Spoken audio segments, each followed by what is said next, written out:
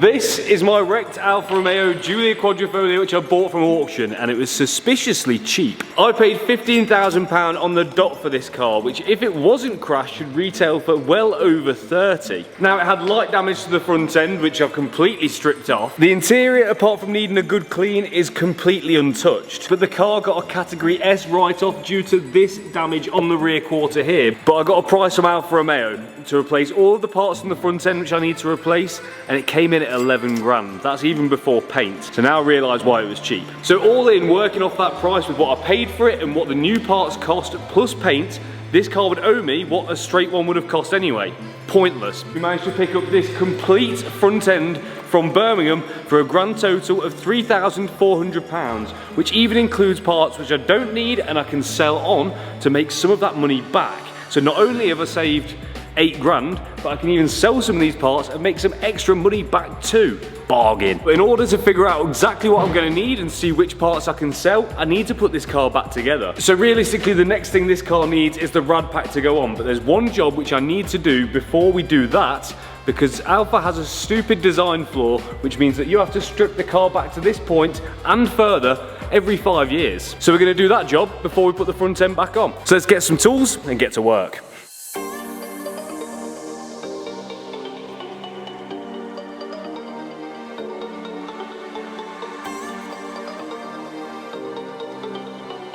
So the job we've got to do is the auxiliary belt, and let me show you where it is because it's a bit daft. And I know about this thanks to you guys at home watching this telling me, otherwise I'd have never known. But anyway, it's behind these charge coolers here, behind this plate here, if you can see that, and then it's right back there. So Alfa service plan, they say every 5 years you need to change that belt, which means taking all of this off every 5 years, which if you don't crash the car is pretty stupid. But I bought this car crashed, which means I'm at this point anyway. I don't know if it's been done, so I may as well do it. I don't know where to start, but we're gonna figure this out. Oh no, oh no.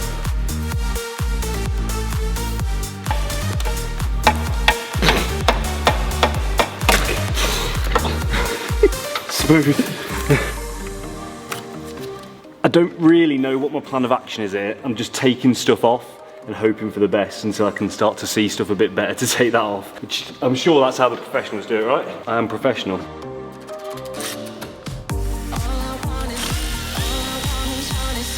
So in order to change the auxiliary belt, I need to get behind all of this stuff. So that means stripping off the charge coolers and all the coolant pipes which are in the way, which is then going to reveal a metal plate, which I've also got to remove, which will then get me to that belt.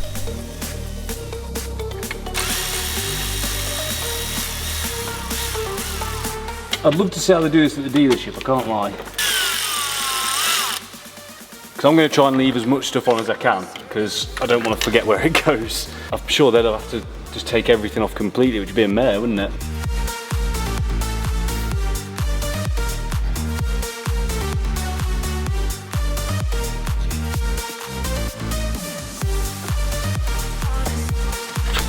And there was so much stuff which we had to remove, and annoyingly Alfa use a lot of single-use clips, which makes it a bit annoying to refit, but we can replace those with Jubilees. That small issue aside, things were going pretty well, but that didn't stop us losing some bolts. Lifesaver.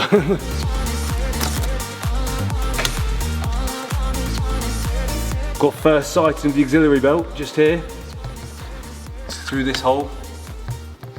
So we've got to get these well out of the way, and then we can take that plate off and get to that. But Alfa, what's this about? Tell me, why is all this on single-use clips? Why not just use a Jubilee? Which means I'm probably going to have to cut it and then replace it with a Jubilee. How it should have been done in the first place, just says it. We're just improving here. That's what everyone on the internet says I do. Yeah, that's it. Just improve. We decided to take the charge coolers off. Anyway, now this looks like it's ready to pop out, so should be able to pop this up. And yeah, that's loads easier. That's how Alfa do it. Definitely. I don't know if they'll still leave all this in place, but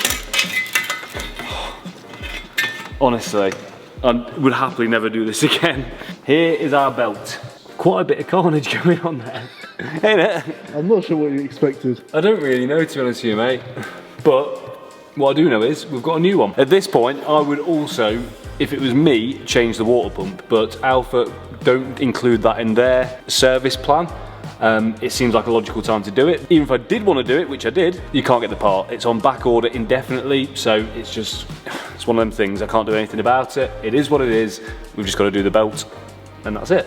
As Alfa would, to factory spec. What I actually want to do is get a piece of cardboard. I'm going to make note of how the belt went, because I've seen that done before, and that makes your life a hell of a lot easier. That's a very good idea. Thank you. So I'm going to make note of exactly how the belt goes so I don't put it on wrong.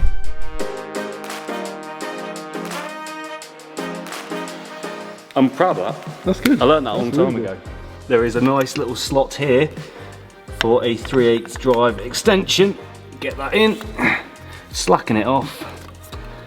Oh, I feel like a professional right now.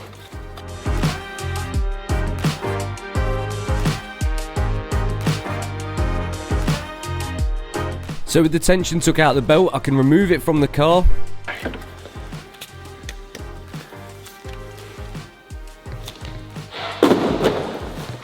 Still waiting for a bin to be delivered, by the way. That's why we've got everything piling up. New belts, genuine one from Alfa Romeo. Ooh. And then using the drawing which I made earlier, I can make sure that I put this on the right way around. So we feed it around all the pulleys and then bring the tensioner back, and then we can pop it into place. Easy as that. The job itself, pretty simple, but getting there was a nightmare.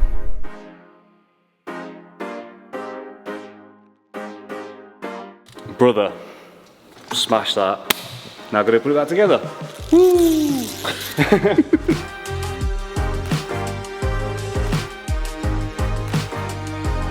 So with the metal plate that covers the auxiliary belt back on the car, we can then refit the charge coolers, all of the coolant pipes and everything else which we had to remove to get there in the first place. It was a long job, but it feels like it was worth doing, because even if I had to come back and do it, I'd have to strip all of the new body panels back off to get there anyway.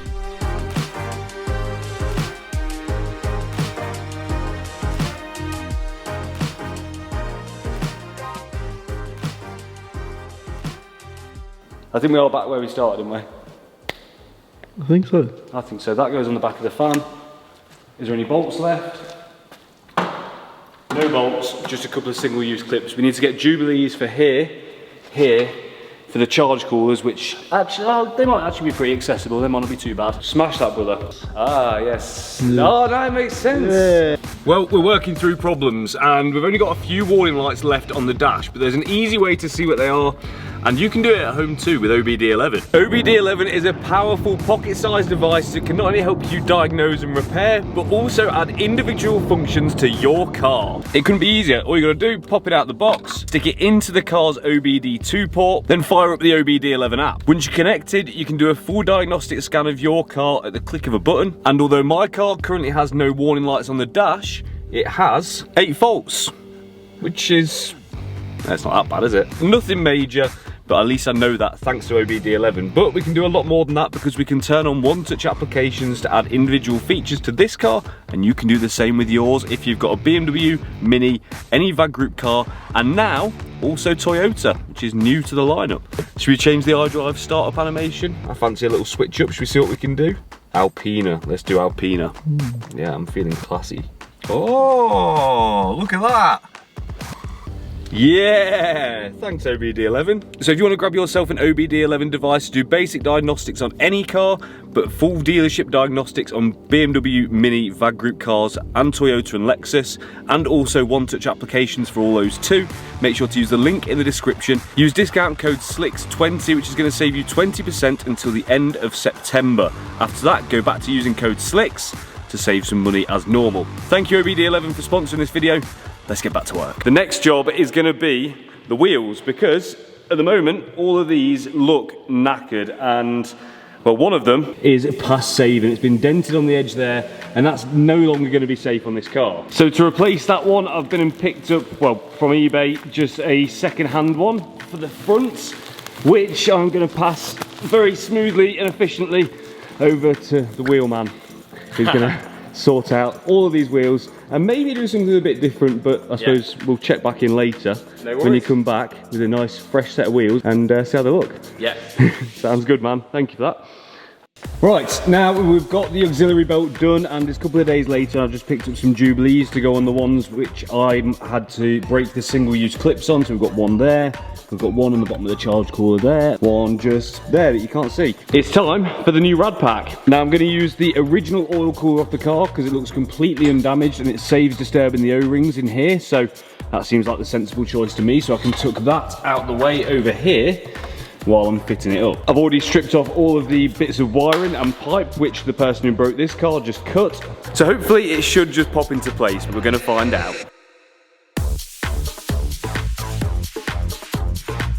So luckily, because this rad pack is complete, it saves me a whole load of time, so I'm able just to fit this straight up with zero issues. And now that's on, I can fit the shroud which covers all of it and also attaches to the intake.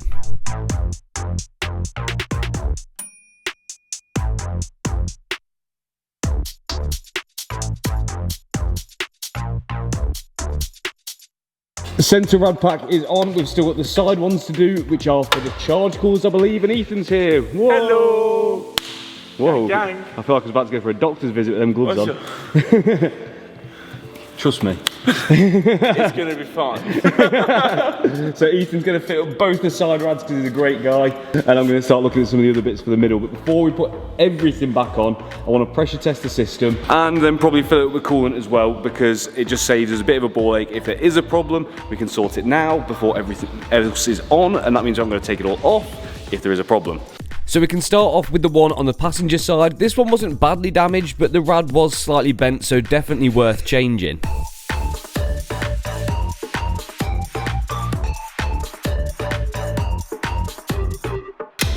We need to replace that, don't we?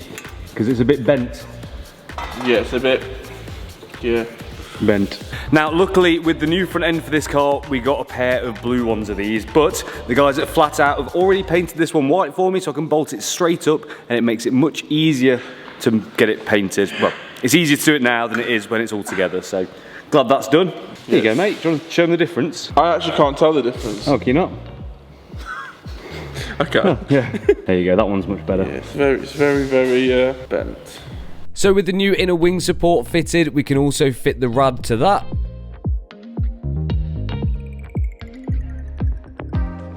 So now we've got all the coolant system back together, we want to pressure test it before we put some coolant in it, and we can do that using this attachment here from my vacuum bleeding kit. So we can put that on this one for a start and pump it up, baby. And we're happy that it's holding pressure, so now we can look at putting the coolant in, and for this we're going to use the Fuchs stuff. This is a concentrated coolant, so we use 50% water and 50% coolant. So we get to use our new compressor from SGS, and we've got 6 litres of coolant in here. We don't know if that's actually enough, but it will do the job for now. We've got our vacuum tester filler thing. I think, if I remember right, Ethan, it's been a while since I've used this. I just twist this, and it gets sucked in. It's not going to blow out there, is it? No, because I've closed that off. Okay. Let's find out. Ooh, suck it up, suck it up. So the idea behind this is it sucks the air out the system, and then you're replacing it with the coolant under like a vacuum thing. That's why it's called a vacuum filler. I just call it the sucker 315574117. That is the technical name, yeah, that's good.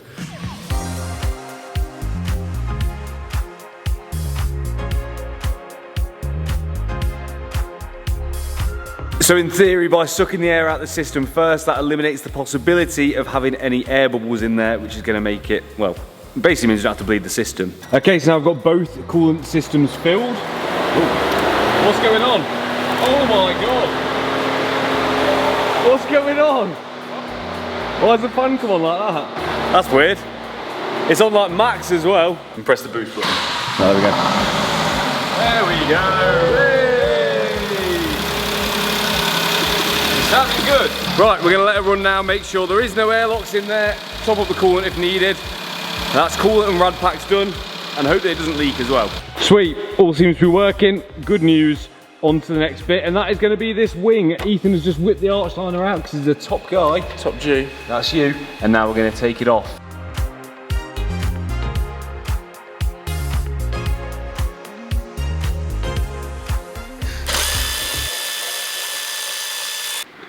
Here's the bolt. Try and there you go. Thanks. Good. Wow.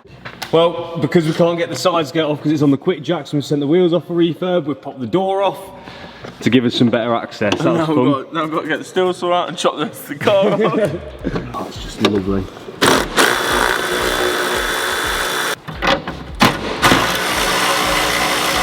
That should be it, right? Yeah! Oh, it's attached to the front. Oh yeah, it's got that one finger tight one. Oh yeah.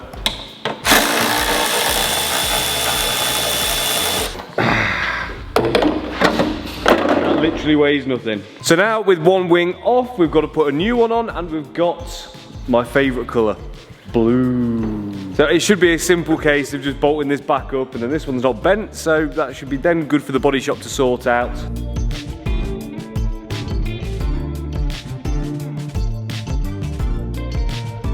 So with the old wing removed, we can replace it with this lovely blue one which we picked up as part of that front end kit and get all of the bolts back into place. This is a like for like replacement and a genuine part, so there's no dramas getting this on at all. And with that all bolted up, we can now refit the door which we had to take off earlier.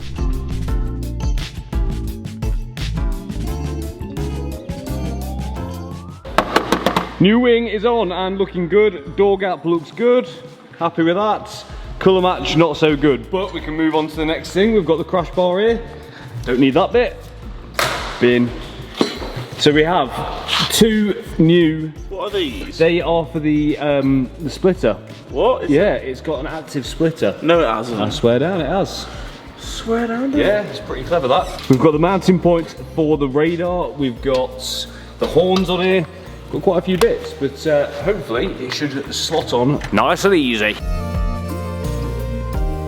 So we can now fit the crash bar up and also plug in those splitter mover things and also the horns too. And now that's done, we can also fit the top section of the slam panel which also houses the bonnet latch.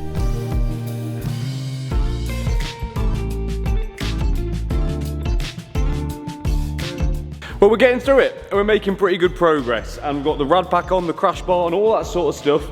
And I can really see this car being on the road quite soon. Now, there is a couple of things which are slowing me down, and I'll explain those very quickly for you. One of those being this radar. There is a piece which I'll put on screen right now, which essentially this clips into, and then it pushes into these bits here. So it should sit something around there.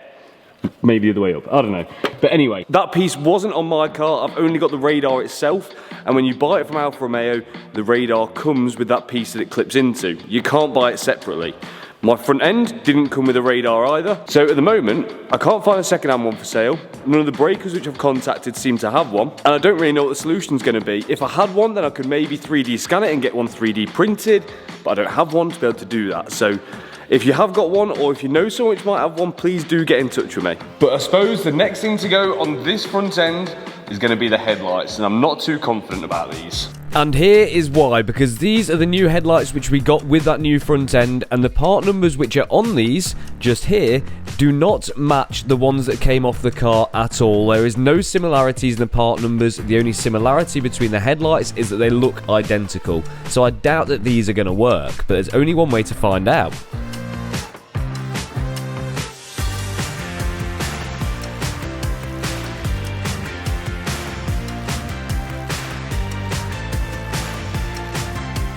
Let's see if these new headlights are going to work. I'm not feeling too hopeful because they're the complete wrong part number, so we'll probably need coding to the car, and I don't know anyone that does Alfa coding at the moment, so if you do, please get in touch because it'll probably be helpful. But that's a good start.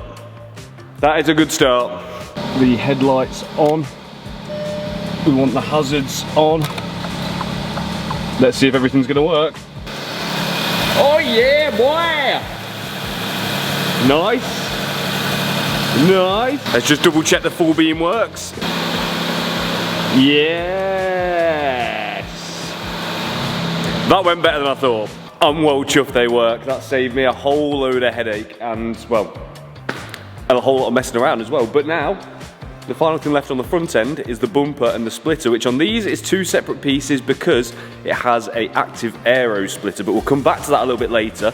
The first thing I believe is the bumper. So it's pretty handy we've picked up this complete one, but there is one problem with this bumper because whoever's took it off before on this side has broken this piece off here. So on this side we've got the section where it mounts, it clips in and then a bolt goes through there, but on this side we have nothing. Now the only saving grace we have is that it is actually here, so I'm going to try and save it and pull it out of here and see if we can reattach it properly. In order to repair this bumper, what I'm going to try and do is use that piece which was stuck in the wing, and then I'm going to start by using some plastic staples and using those to melt them together. Once I've got loads of those in, it's feeling a lot better and a lot stronger, but I'm going to have to trim these back, and then also I'm going to reinforce that repair with a bit of super glue to give it that final toughness. But now that repair's done and seems to be holding strong, we can try and fit this bumper up.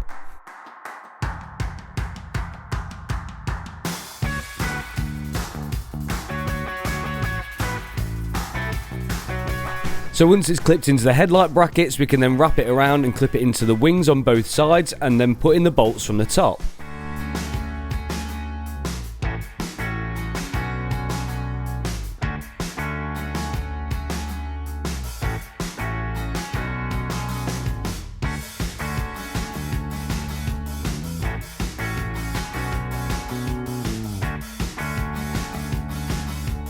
Well, the front end is on and it's looking sweet. I couldn't be much happier with that. I'm missing my towing eye cover on this one and also on my white one as well, so I need to try and order one of them from Alfa. I also need to order one of the bumper bolts. It's pretty minor. But the final finishing piece is the splitter, and strangely enough it doesn't attach to the bumper at all because this is an active splitter.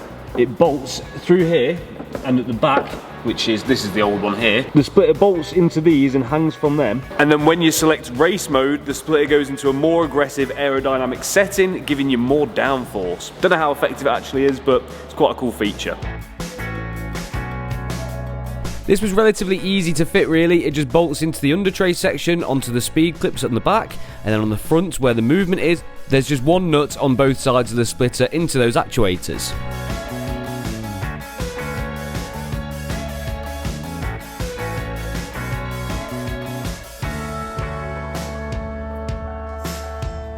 New splitter's on, and I like it. It's pretty discreet. I'm not going to catch it on any speed bumps or anything like that. I can't imagine. It sits pretty flush to the bumper itself, so yeah, pretty nice. And it's functional as well, which makes it extra cool. While I was under there as well, I whipped off this under tray because it was looking a little bit rough, and yeah, we had another one anyway. So I thought I may as well use it and get a nice one on there, which is exactly what I've done. But now what we're waiting for really is the wheels to come back. Now we have had a problem because one of the wheels, it turned out the back one, where it had a flat tyre, actually had cracked from the crash. So I've had to order another one and get it shipped to the wheelman, which is giving a little bit of a delay.